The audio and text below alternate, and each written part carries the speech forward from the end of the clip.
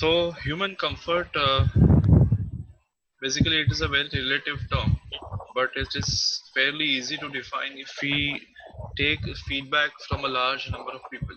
Okay, the human comfort depends on the physiological and the psychological conditions. Now, physiological means that in general, the people who are a little whether heavy in weight or they're a little fat, they will tend to feel more warm, and they would like the set temperature to be slightly lower.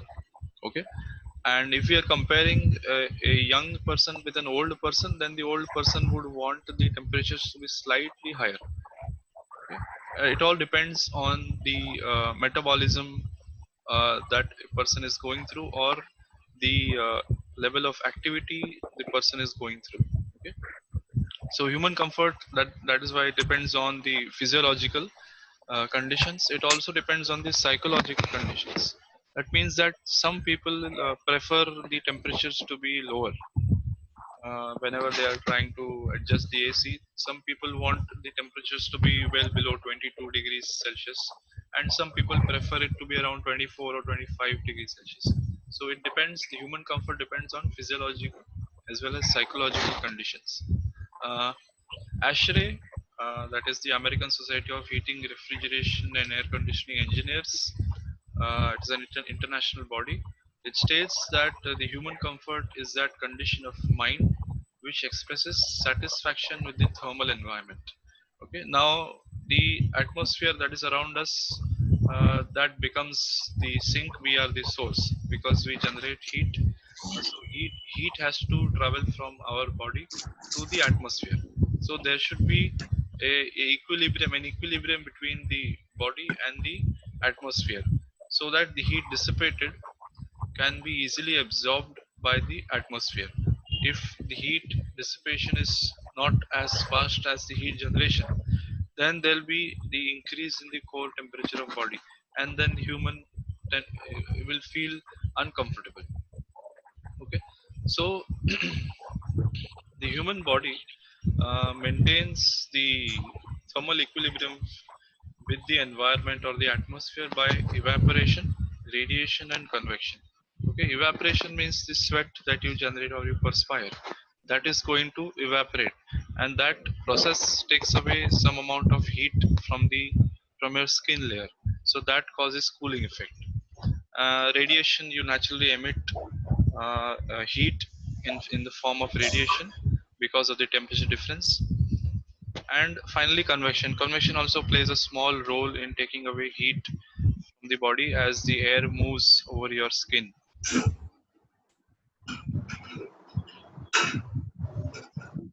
So we need to first understand the thermodynamics of human body. Just what you were discussing, the human body is going to generate heat by the metabolism, which again depends on the level of activity.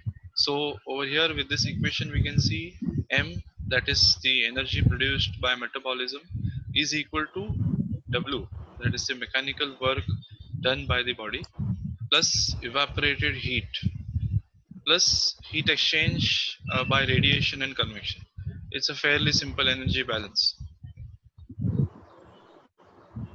So air conditioning, of course, we know it plays a very vital role, and nowadays it is expected that you there should be air conditioning wherever you go, be it your malls or your taxis or buses or even metros, and everywhere you go you want air conditioning to be there, so that a normal human being is going to feel comfortable. Now it is not only about being comfortable, but it also, the air conditioning also ensures that the human is going to be the human body is going to be at ease, and it is going to have a high efficiency while it is doing any kind of work. Okay, so from efficiency point of view, the air conditioning also plays a very important role. So these are the factors which affect the human comfort. We have discussed these in class. I'll still repeat them again. First one is the temperature. Second is the moisture content or humidity. third is air distribution, fourth is air velocity, and fifth is purity of air. Temperature is generally the uh, temperature difference between the human body and the atmosphere. If you are considering convection, then your convective heat transfer is given as HA delta T. Okay. Humidity. So if you must have observed, how many have checked the weather data of yesterday? Is anyone there who has actually gone and checked the weather data? Yes, anyone? No, sir. No, sir. No, sir. No one? What was the temperature No. yesterday night?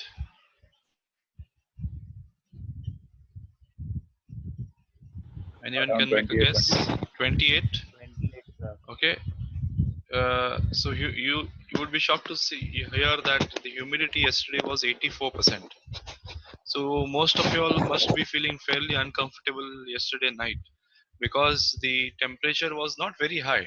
Okay, 28 is not very high temperature, but the humidity level yesterday was quite high. It was 84%. So that leads to reduced evaporation of sweat from your body. So the higher humidity of the air would restrict the or reduce the evaporation of sweat from the body. So that causes accumulation of sweat and that causes discomfort. Okay. So conversely, in the drier climates, the humidity levels are very low. So there is a greater loss of moisture from the human body, and that can cause dehydration. So, with the help of some research, it has been found out that the humidity levels should be maintained in between 30 to 70%.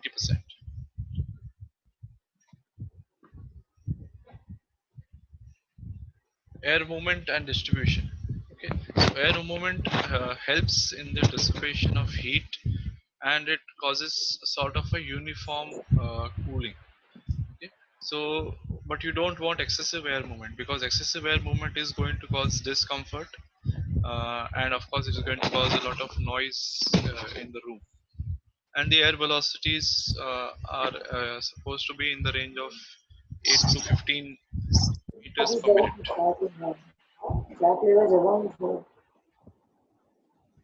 Air purity. This is another important parameter which is of growing importance nowadays because the outside air quality index is getting deteriorated day by day. But now, because of the current lockdown, there is no pollution because of the vehicular movement. The air is fairly clean. But but on a normal day, the air quality index drops drastically as the day progresses, and lots of impurities are there in the air, such as your dust, pollen particles, uh, suspended carbon particles, bacteria, viruses. Okay, and there are of course some odorous gases also, which are emitted because of some industrial waste. So, air conditioner also has a duty to remove these impurities.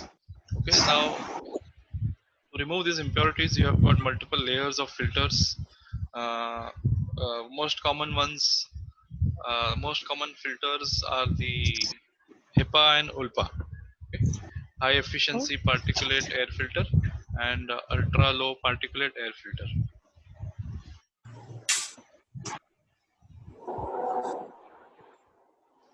So this gives a comparison of the efficiency of these filters.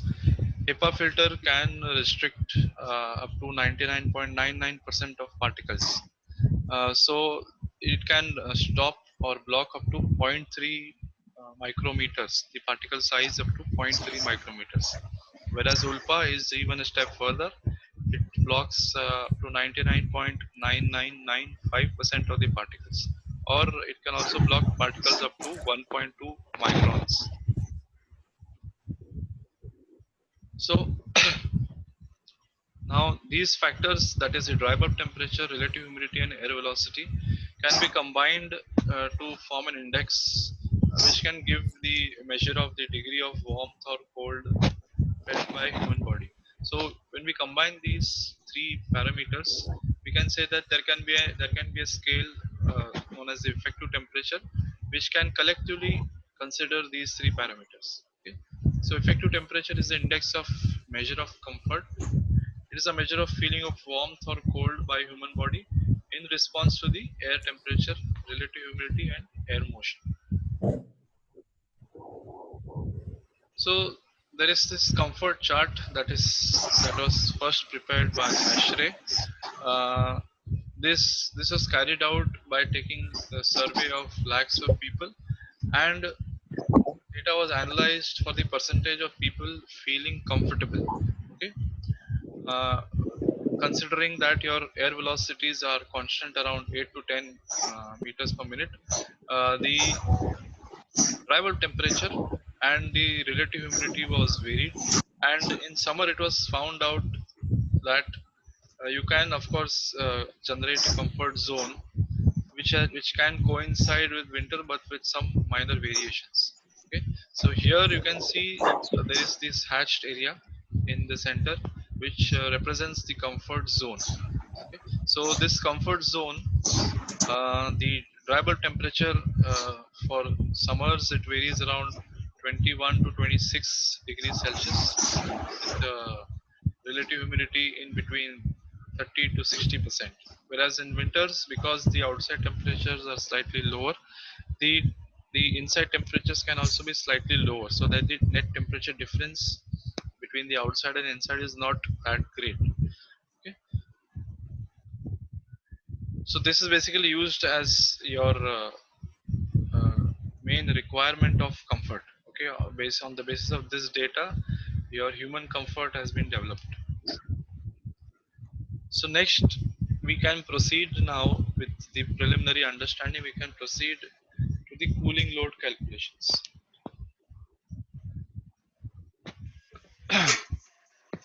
So do you know what is the rule of thumb whenever you want to purchase an AC? What is the rule of thumb? Can anyone tell me? So you calculate the area. Okay. No, I'm just saying in general. Whenever we want to purchase an AC, is there a thumb rule for that? So what is that thumb rule? Tonnage of AC. Tonnage of AC. So how much tons? How you decide how much tons you want? According to the size of the room we want to cool. Okay. So that rule of thumb, if you want to design an air conditioning system, that thumb rule is not really a good idea to follow. I'll give an example. Consider a room which is facing north. Okay, there is a room and there is a window in that, and that window is facing north. And there is another room of the same size, but that window is facing east. Okay, now you attach the same 1 ton AC for both the rooms. Okay, so which room will have lower temperatures? North No, का face वाला. North का Yes, face वाला. obviously north का face वाला, because वहाँ पे solar radiation बहुत कम आ रहा है. So in such situations, that rule of thumb method is not really valid, because there are so many variables that can cause addition of heat inside a room, and just that by going by the square feet area or the area of your room, selecting an AC is not really a good idea. You need to consider all the heat that is coming inside the room, so that you can then decide how much tonnage you require. Okay. So that is what the cooling load is all about.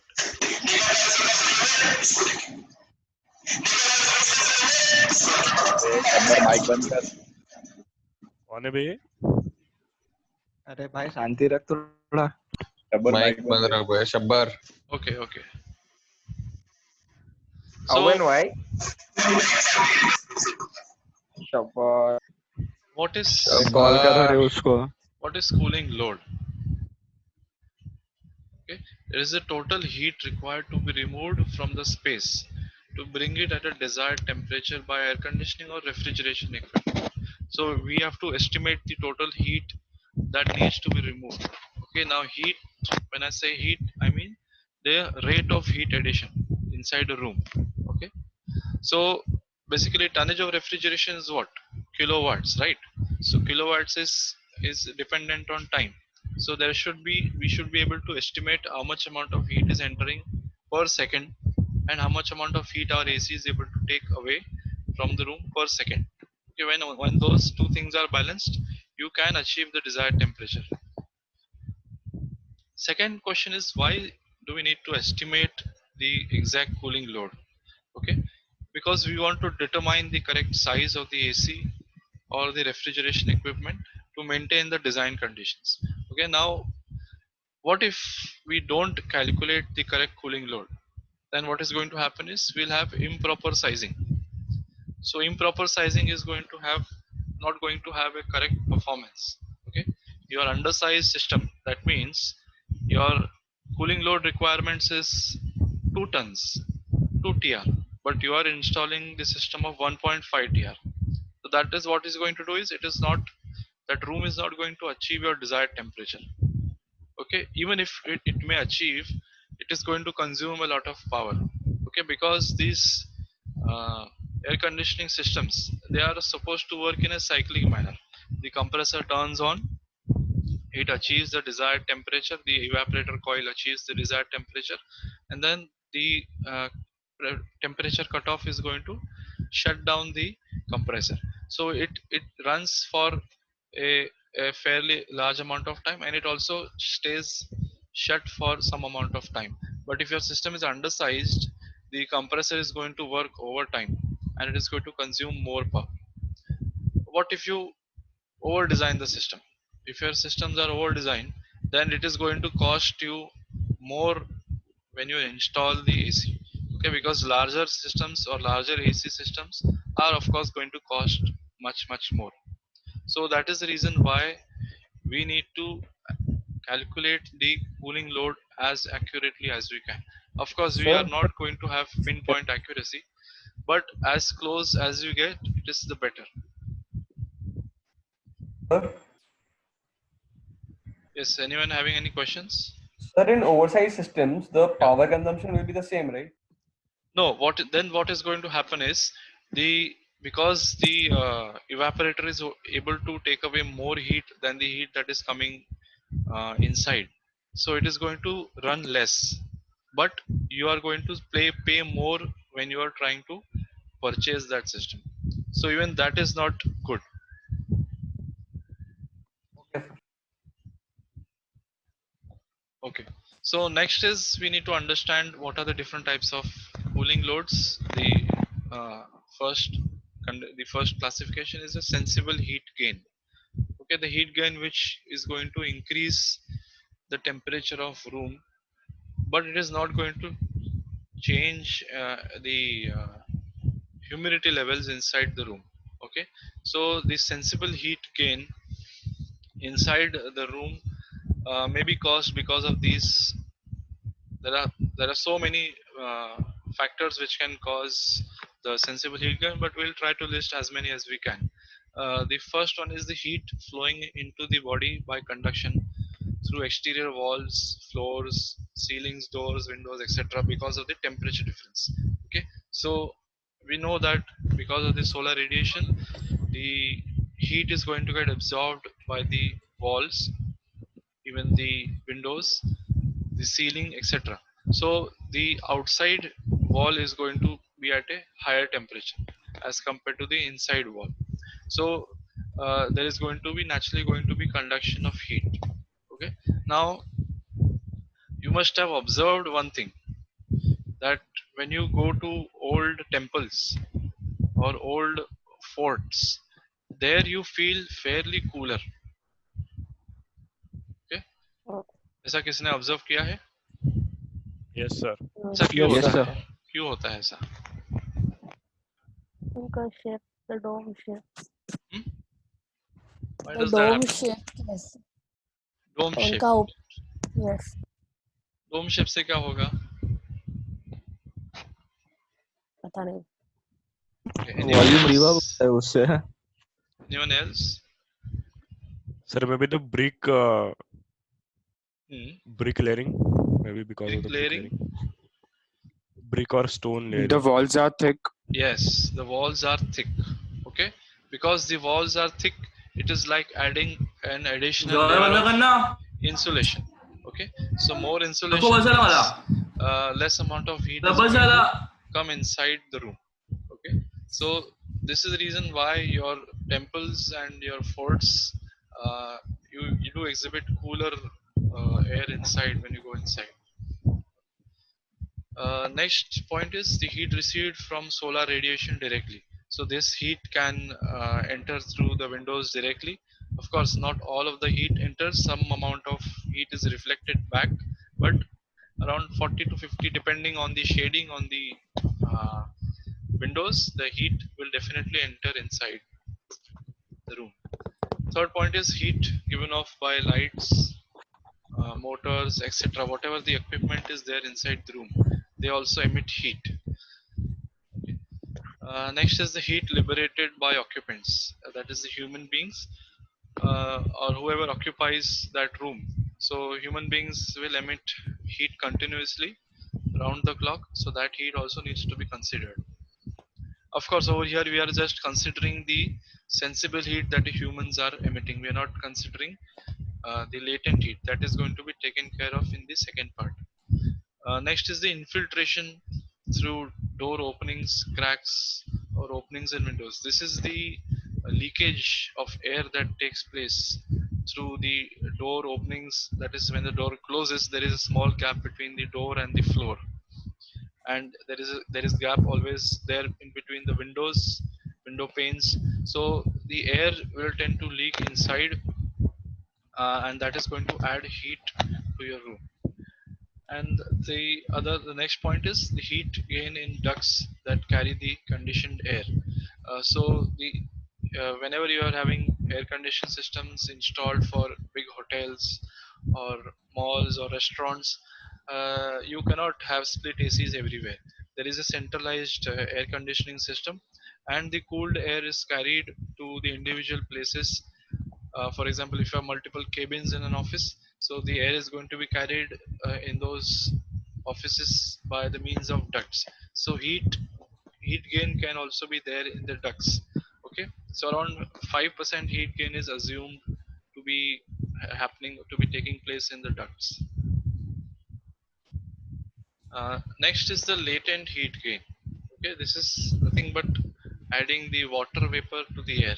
Okay, any moment in time the water vapor enters the air conditioned space, it is the gain in the latent heat. Okay, because the latent heat of water vapor is quite high, so removing that water vapor requires a lot of energy. So latent heat gain may occur due to the moisture in the outside air entering by infiltration. That is, when you are opening the door, the outside air is going to come inside, and that is going to bring along with it additional uh, moisture.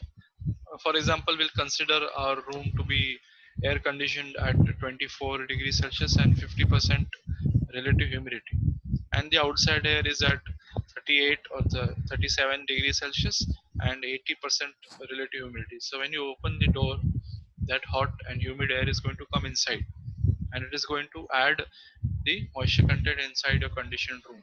So the air conditioning system should be able to take away that latent heat as well.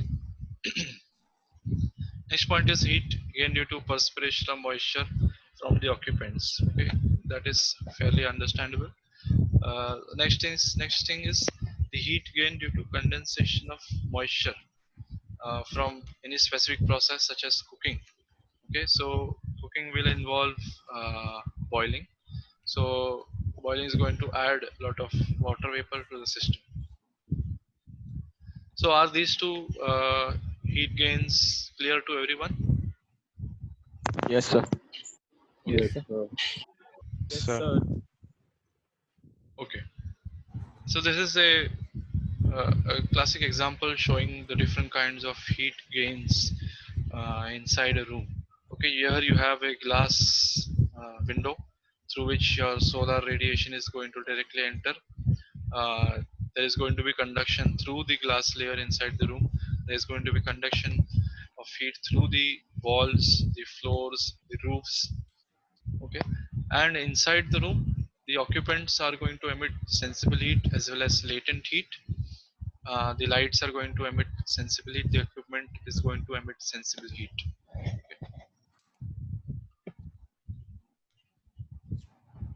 So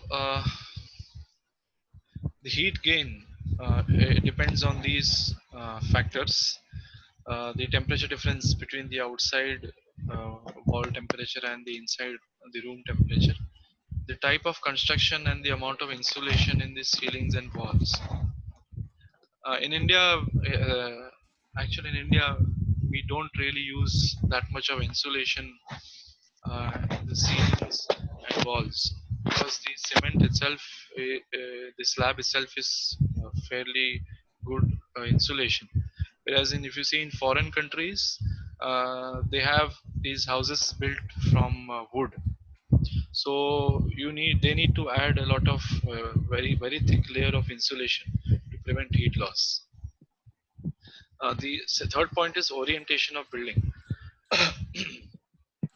Just what I was discussing a few minutes back, the direction of rise of sun and setting of sun will directly add the heat along the daytime. And the last one is the surface area of walls. So if you are having large walls, large windows on those walls, there is going to be greater heat addition. Air leaks into the indoor space. We discussed this as well. The occupants will also add heat. The activities and the other equipment inside the building, different levels of activity are going to add different levels or different quantities of heat. So if you have a classroom, inside a classroom, the level of activity is very low. So heat addition is around 55 to 75 watts. But if there is a gymnasium, then because the people are working out, the level of activity is fairly high. So heat addition per person can go above 100 watts, 100 watts per person. Amount of lighting in the room can also affect the heat addition. We have LEDs, so they are high efficient lighting. They emit less heat and more light. Earlier we used to have CFLs or your fluorescent bulbs, which used to give out a lot of heat. And lastly, how much heat the appliances generate. So more number of appliances, more amount of heat addition into the room. So this is another important understanding that you need to have. Uh, the space heat gain versus the technical. Okay, generally the space heat gain is not space cooling. Space heat gain means it is the instantaneous heat gain inside the room. Okay, space heat gain is the instantaneous heat gain inside the room, and space cooling load is the total cooling load that this system has to handle. And this space cooling load is generally delayed because of the heat storage effects. Okay, heat storage in the form of your walls getting heated, and then they slowly transmit heat inside the room. So space heat gain, that is the instantaneous heat gain, is never going to be equal to the total cooling load, which generally gets delayed because of the heat storage effects. Okay. Now, the example that I was giving you back regarding the uh, temples which have got very thick walls, over there, the time required by the heat to come inside the temple is very long. So therefore, you feel slightly cooler. Okay. Now, can anyone tell me uh, when on a normal day, on a clear sunny day, when do you see the maximum increase in temperature?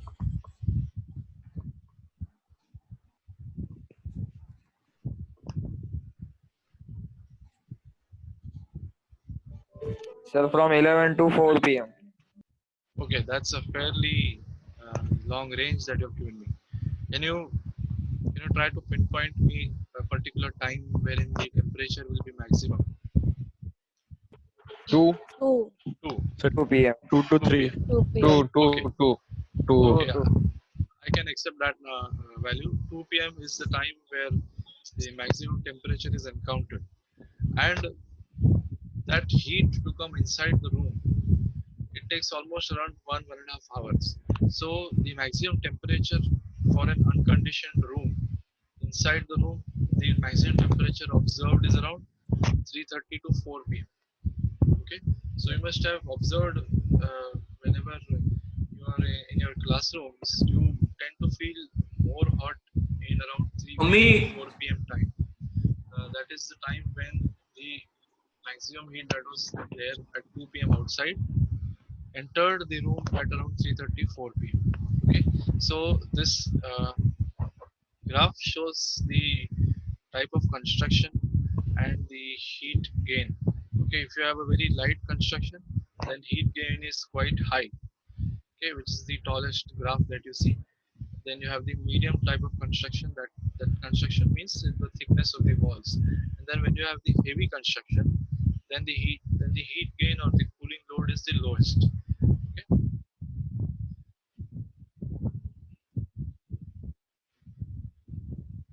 so we need to design the system based on the outdoor conditions because we want to maintain the room in a lower temperature as compared to the outdoor conditions. So it is neither economical nor practical to design the system for the hottest temperature, the annual hottest temperature, okay, or the annual minimum temperature if you are doing it for heating. But for cooling systems, it is not practical, neither economical nor practical to design the system for hottest temperature because that hot temperature occurs only for a few hours. Okay, it does not occur all the time. It only occurs for a few hours or just for a fraction of hours if you consider the total hours in a year. So it is not economical to design the system for hottest temperature. So uh, it can be easily agreed that uh, your system can handle these short duration of these spikes of temperature because the system does have thermal inertia. Okay, when you are using the air conditioner overnight, you must have observed that your floors and your walls remain cool even after turning off the AC for at least half an hour or so. That is known as the thermal inertia. So, thermal inertia can handle those short spikes of temperature for a fraction of hours over the uh, total hours in a year.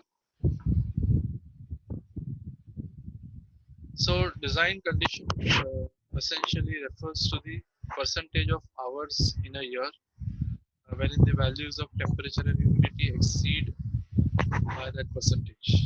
Okay, so in a year you have around 8760 hours. So for comfort air conditioning applications, 2.5 percentage of design condition is used. What does this mean? 2.5% means 2.5% of the hours in a year. That is 2.5% of 8760 hours. Values of temperature Sir? will be exceeded.